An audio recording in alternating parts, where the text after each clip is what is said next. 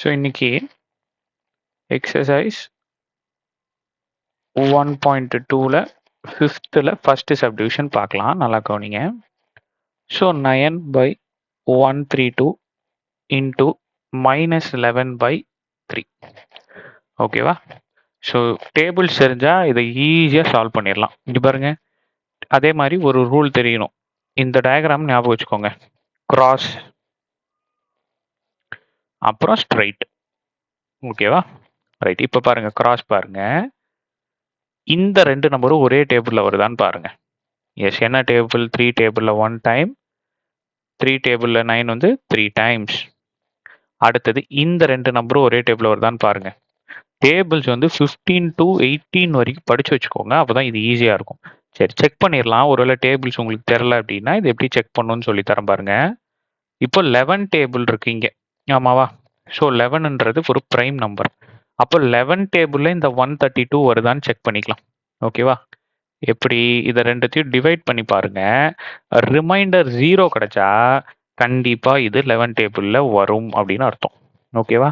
சரி, ஃபர்ஸ்ட் இந்த 13 எடுத்துக்கோங்க. 1 டைம் 13 11, ஆமாவா?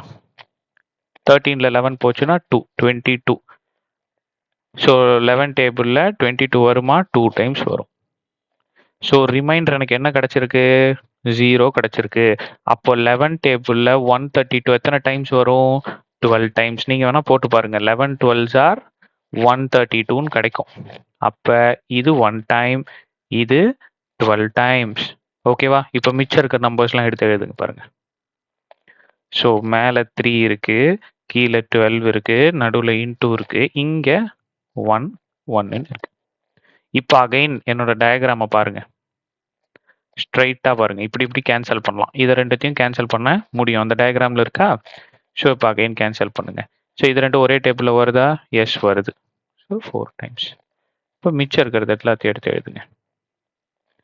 1/4 இன்ட்டு -1/1.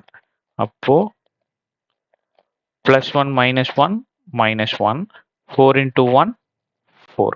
ஸோ -1/4 தான் என்னோட ஆன்சர். Okay, thank you.